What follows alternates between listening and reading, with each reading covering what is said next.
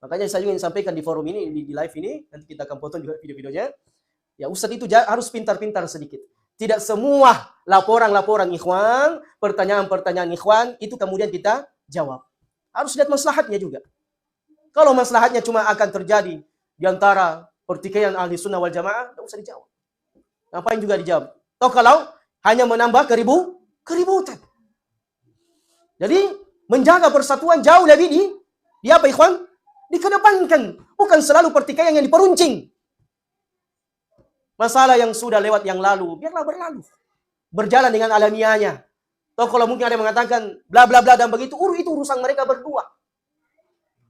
Wala taziru waziratu wizra ukhra. Kita ini tidak akan memikul dosanya si fulan dan tidak akan memikul dosanya si alam. Kalaupun terjadi perselisihan di antara mereka berdua, biarlah mereka berdua selesaikan di akhirat. Adapun antum sibukkan dengan majelis ilmu. Dan apa namanya urusannya antum pada ranah tersebut. Yang bukan kapasitasnya antum. Yang bukan ranahnya antum. Maka ketika ada singa berkelahi, ya, para ulama kita saling berdebat, saling berijtihad dalam sebuah permasalahan, biarlah mereka berbicara sesuai dengan kapasitas mereka yang berilmu. Kita adapun thalabatul ilmi menikmati bagaimana argumen-argumen mereka dalam bab ilmiah. Menikmati ijtihad mereka, akwal mereka, sehingga kita condong kepada apa? Yang mencocoki kebenaran. Adapun kalau tidak mencocoki kebenaran, taruhlah misalnya ijtihadnya ustaz ini ijtihadnya ustaz ini salah, ya bukan berarti kita menjatuhkan kehormatan mereka. Apakah ahli sunnah wal jamaah ustaz kita, ulama kita tidak boleh terjatuh? Manhaj ahli sunnah wal jamaah meyakini tidak ada orang yang maksum.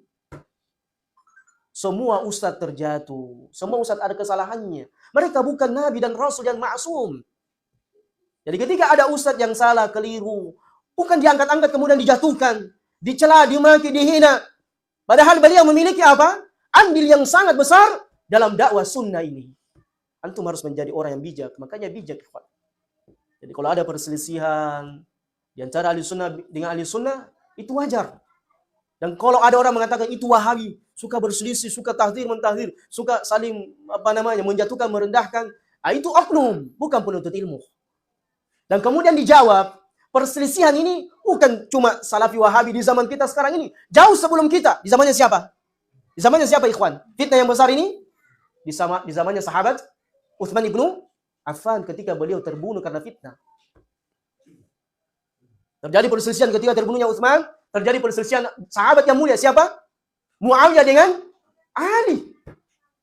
Terjadi ijtihad, perbedaan pendapat di kalangan mereka. Bahkan disebutkan oleh para ulama, peperangan indah yang pernah terjadi di muka bumi ini adalah peperangan antara Muawiyah dengan Ali.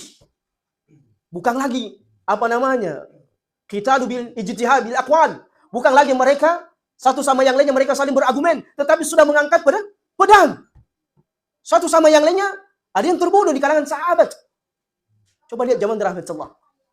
Ini untuk menjawab tuduhan sebagian firqah-firqah sesat yang lainnya yang mengatakan ahli sunnah itu, coba lihat salafi, wahabi, coba lihat itu. Suka saling saling berpecah belah, suka saling gontok-gontokan. Ini oknumnya. Kemudian kalau dikatakan tidak akan terjadi perselisihan di antara umat ini yang berjalan di atas hak, pasti terjadi. Ada perbedaan pendapat,